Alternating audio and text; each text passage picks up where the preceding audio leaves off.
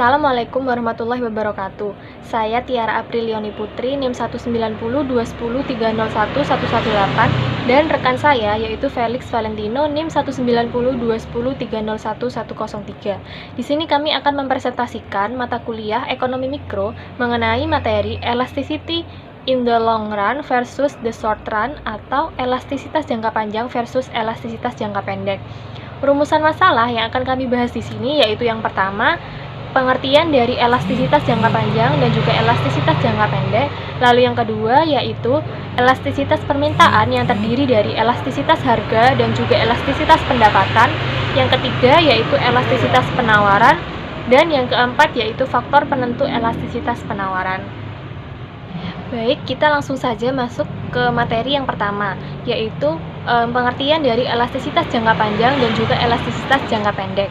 Apabila kita berbicara mengenai permintaan maupun penawaran yang disebabkan oleh harga atau besar kecilnya yang dipengaruhi oleh berapa lama waktu yang diperlukan, di sini jika waktunya 1 tahun atau kurang, maka kita akan berbicara mengenai elastisitas jangka pendek.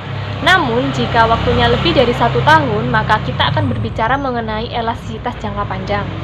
Dan materi yang kedua yaitu ada elastisitas permintaan. Di sini elastisitas permintaan sendiri atau demand elasticity adalah respon yang dinyatakan dalam perubahan jumlah barang yang diminta terhadap perubahan tingkat harga.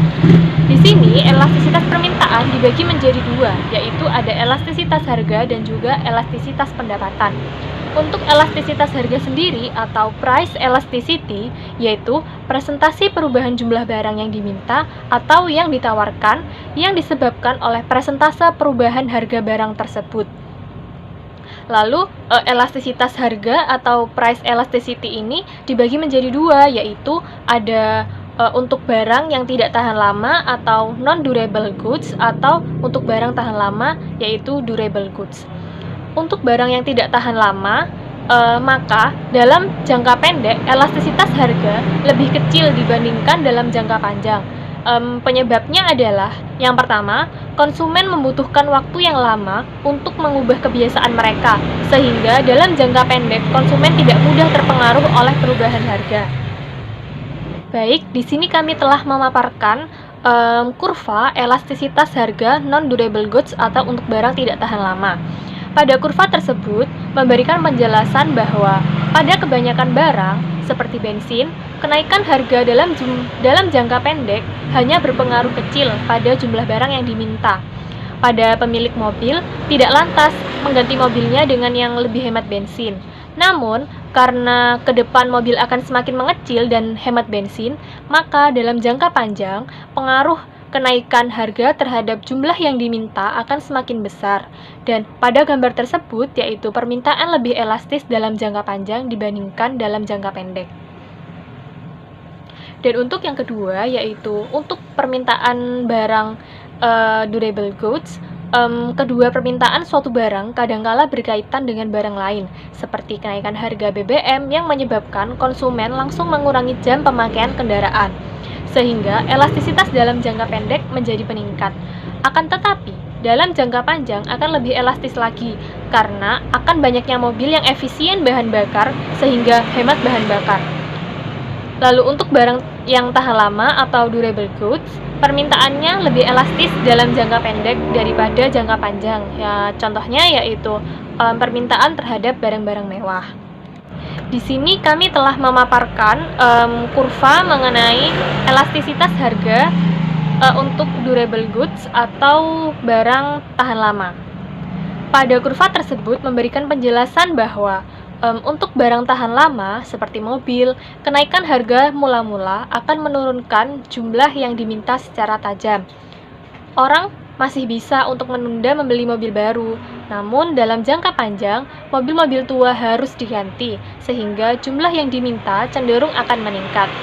Dan pada kurva tersebut memberikan penjelasan bahwa permintaan kurang elastis dalam jangka panjang dibandingkan dalam jangka pendek. Dan yang kedua, saya akan menjelaskan mengenai elastisitas pendapatan atau income elasticity. Untuk income elasticity sendiri, yaitu persentase perubahan permintaan akan suatu barang yang diakibatkan oleh persentase perubahan pendapatan real konsumen. Di sini elastisitas pendapatan dibagi menjadi dua, sama seperti elastisitas harga, yaitu untuk barang non-durable goods dan juga durable goods. Di sini untuk barang non-durable goods dalam jangka panjang, elastisitas pendapatannya lebih besar dibandingkan jangka pendek. Contohnya yaitu, jika pendapatan naik sebesar 10%, maka konsumen yang tadinya hanya makan nasi jagung tidak akan langsung mengganti konsumsinya dengan beras, karena konsumen sudah terbiasa dengan nasi jagung. Dan untuk barang durable good, permintaan pendapatannya lebih besar dalam jangka pendek daripada jangka panjang. Contohnya yaitu, peningkatan pendapatan dalam jangka pendek akan meningkatkan permintaan terhadap mobil. Tetapi dalam jangka panjang, permintaan terhadap mobil akan semakin kecil karena seseorang tidak akan membeli mobil pada setiap tahun. Di sini kami telah memaparkan gambar mengenai contoh dari elastisitas pendapatan sendiri. Pada gambar A, di situ dijelaskan bahwa gambar tersebut merupakan grafik mengenai industri siklus atau cyclical industries. Untuk industri siklus sendiri, yaitu industri yang penjualannya cenderung membesarkan siklus perubahan pada produksi domestik bruto atau pendapatan nasional. Pada gambar tersebut juga menjelaskan bahwa laju pertumbuhan PDB dibandingkan dengan investasi barang modal. Di sini elastisitas permintaan PDB dalam jangka pendek lebih besar daripada elastisitas jangka panjang investasi barang modal. Dan maka di sini akan menyebabkan sebuah perubahan investasi barang modal, yaitu akan memperbesar perubahan PDB. Maka dari itu, dalam hal ini industri barang modal juga disebut sebagai industri siklus. Pada gambar B, di sini menjelaskan bahwa laju pertumbuhan PDB dibandingkan dengan pengeluaran konsumen untuk belanja barang tahan lama seperti mobil, perlengkapan rumah tangga atau furnitur, dan juga barang tidak tahan lama seperti makanan, pakaian, dan juga jasa. Di sini, karena persediaan barang tahan lama lebih banyak dibandingkan dengan permintaannya, maka dalam jangka pendek elastisitas permintaannya lebih besar dibandingkan dalam jangka panjang. Lalu, untuk materi yang selanjutnya akan dijelaskan oleh rekan saya, yaitu Felix. Yang ketiga adalah elastisitas penawaran. Faktor yang mempengaruhi elastisitas penawaran adalah lamanya waktu para produsen bereaksi terhadap perubahan harga, derajat penggantian faktor produksi antara proses suatu barang dengan proses produksi barang-barang lainnya, tingkat perkembangan teknologi. Elastisitas penawaran dalam hubungannya dengan periode pasar dapat dibedakan menjadi penawaran jangka sangat pendek dan elastisitas penawaran dibagi menjadi dua, yaitu jangka panjang. Yang pertama, dalam jangka panjang, perusahaan mempunyai cukup waktu untuk mengubah, menambah atau mengurangi skala pabrik. Di samping itu, perusahaan-perusahaan baru mungkin akan masuk ke dalam industri, dan perusahaan-perusahaan yang sudah ada biasanya keluar dari industri yang bersangkutan. Dalam jangka panjang, kufra penawaran lebih elastis dan berbentuk lebih landai daripada kufra penawaran jangka pendek. Ketika ada kenaikan permintaan, harga dan kuantitas keseimbangan akan naik. Kenaikan harga lebih kecil dan kenaikan kuantitas lebih besar dibanding dengan kasus kufra penawaran jangka pendek. Elastisitas penawaran dalam jangka panjang akan lebih elastis dibanding dalam jangka pendek karena produsen akan lebih menguasai metode-metode untuk mengembangkan usahanya. Misalnya, seorang pengusaha tidak akan membangun cabang baru sebelum mengetahui produknya dan diterima masyarakat. Dan yang kedua adalah jangka pendek. Dalam jangka pendek, kapasitas produksi perusahaan sudah tertentu dan tidak dapat diubah. Di sini, kufra penawaran lebih elastis, yaitu berlerek cukup curam dan tidak merupakan garis tegak lurus. Bisa terjadi kenaikan permintaan, maka harga dan kuantitas keseimbangan naik. Untuk beberapa barang, penawaran jangka pendeknya inelastis sempurna. Contoh sektor properti. Namun ada juga barang yang penawarannya lebih elastis dalam jangka pendek. Barang tersebut umumnya barang yang tidak dapat didaur ulang, contohnya seperti logam besi.